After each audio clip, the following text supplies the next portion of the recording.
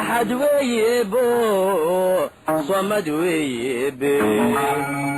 الله لا إله إلا الله. السلام عليكم ورحمة الله تعالى وبركاته. كنتوا عن ونكسن دا وديال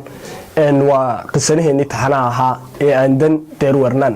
أو حلقة سي كوباد هرنا عهدا إن شاء الله بلوني ما أنت واحد نقول جلينا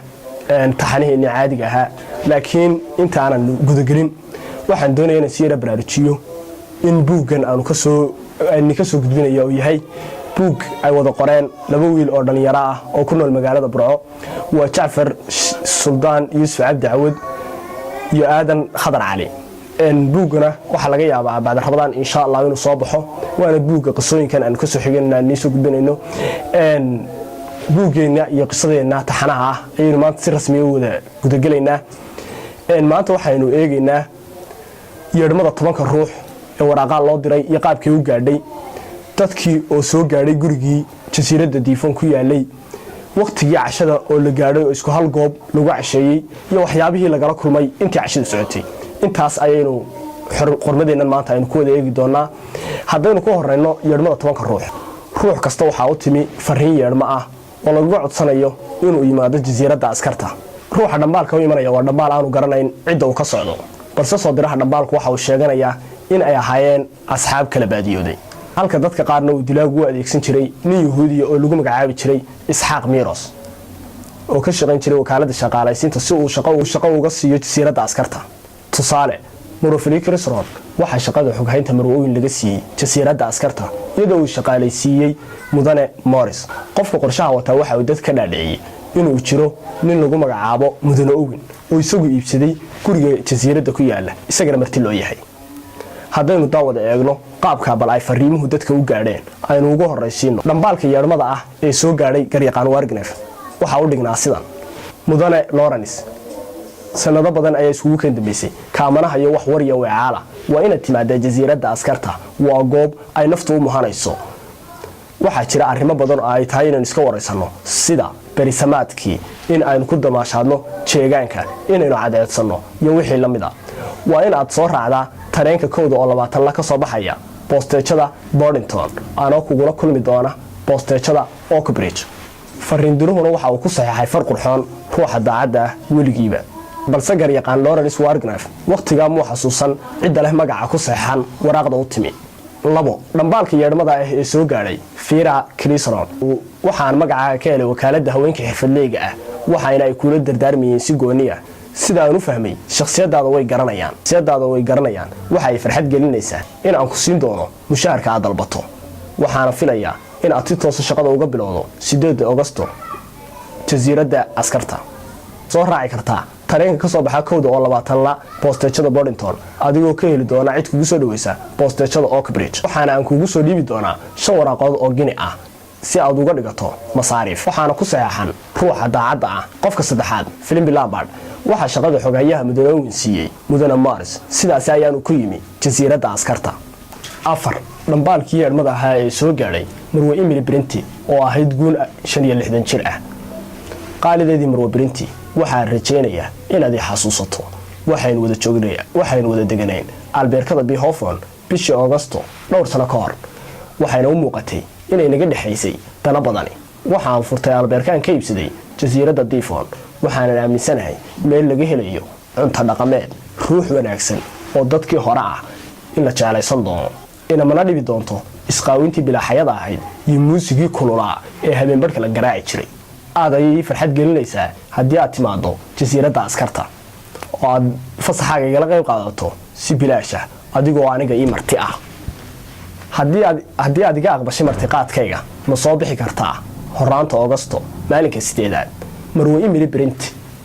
oo aan garanayn qofka uu yimid dhambaalkani iyo magaciisa toona balse ah ruux ku adag diinta Kristanka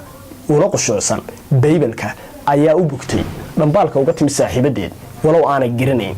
5 dhambaalkii yeedhmada ahaa ee soo gaadhay Jalan Mark Arthur waxa uga timi dhambaal yeedhmo ah saaxiibkii Owen oo u dhignayd sida tan waxa imanaya mid ama laba kamid ah asxaabtaadii hore si aad uga sheekaysataan berisamaadkii 6 Dr. Armstrong waxa dhambaal u soo diray mudane Owen si uu yimaado jasiiradda askarta si uu u daweeyo marwo owin oo ay xaaskiisu jiranayd sidaasi ayaanu ku yimi doctor Armstrong jasiiradii askarta 7 Anthony Mariston sidoo kale qudhiisa waxa ay dhambaal iyo dhama ay uga timi mudane owin si uu u yimaado jasiiradda askarta 8 dambi baadha Henry Bill waxa uu mudane owin xil saaray inuu martidiisa kala duwan dusha kala socdo iyo isagoo sidoo kale la soconaya dhaqdhaqaaqyada marti iyo habdhaqankoodaba waxaanu xilliga ka dalbaday inuu sheegto dambi baadhuhu inuu ka yimi dal kale waana sababta ku kaliftay dambi baadhuhu inuu sheegto inuu ka yimi dalka South Africa 9 iyo 10 iyagu labada qof waxay ahaayeen mudane iyo marwo Rogers waana labadii ruux ee isqabay waxayna iyagu martiqaadka ka heleen mudane owin oo u diray si ay martida uga sii diyaariyaan cunto karista maadaama ay si fiican u yaqaaneen sidaasna 10kii ruux ayaa waxa ku gaadhay dhambaalkii yeedhmada ahaa si ay u tagaan jasiiradda askarta bal haddaba daawade aynu wada eegno martidii oo nabad timi gurigii mudane owin iyo waxyaabaha ay kala kulmeen kadib safar dheer oo tareen gaari iyo laash qaatay martidii waxa ay soo gaadhay jasiiradda Devon waxaana goobta ku soo dhaweeyay mudane iyo marwo Rogers iyagoo martida wargeliyay inuu mudane owin habsaami doono birina iman doono waxaana qof kasta la geeyay qol gooniya uuna ka heli doono wax kasta oo u baahdo waxa la gaadhay waqtigii cashada waxaana yeedhay jalis dadka isugu yeedhaya miiska cashada si ay dadku isugu yimaadaan cashada waxayna ay dadku ahaayeen kuwa mahad celinaya mudane Rogers iyo marwo Rogers maadaama cashadu ahayd mid aad u macaan cashadii waa gabagaba markan miiska bartankiisa waxa yaalay dhoobooyin qoran oo la dul saaray weel quraarad ka samaysan waxayna tiradoodu ahayd 10 xabo iyadoo aan weli laga faaruqin cashadii ayaa waxa dhagihii martida qabsaday cod dheer oo aad u dananaya oo warwariye naxdin ku abuuray martidii isagoo leh mudanayaal iyo marwooyin aamusa dhammaantood way yaabeen way seegeegeen gidaarada ayay fiiriyeen waxa ay yiraahdeen yaa hadlaaya socodkii uu sii socday isagoo la maqlayo korna u baxaya waxaanu yiri waxa la idinku toonsan yahay waxyaabahan soo socda Armstrong waxa lagu toonsan yahay ka dambeysay maalinkii 14aad ee bishii Maarso sanadii 1925 geeridii Marcus Emily Brinty waxa lagu toonsan yahay 5 November sanadii 1931 inay mas'uul ka ahayd geeridii Taylor William Billor waxa lagu toonsan yahay 10 October sanadii 1928 aad ka dambeysay geeridii James Cristron waxa lagu toonsan yahay 11 Agosto sanadii 1935 aad ka dambeysay geeridii Hamilton Philip Lambert waxa lagu toonsan yahay bishii February ee sanadii 1932 aad ka dambeysay dilka 21 nin oo ka soo jeeda qabiilooyin dega bariga Afrika Mark Arthur waxa lagu toonsan yahay in 4 Janaayo sanadii 1917 aad si bareedhay geeri ugu dirtay ninkii xaaskaagu jeclay ee Arthur Richmond ka hore ka dambeysay dilkii Louis Compass mudane iyo marwo Rogers waxa si wada jira leedinku toonsan yahay in aad 6 May sanadii 1929 aad ka dambeyseen geeridii Jennifer Brady daawade kadib codkii meesha aan laga filayn ka yeedhay abaar kadib uu yara aamusay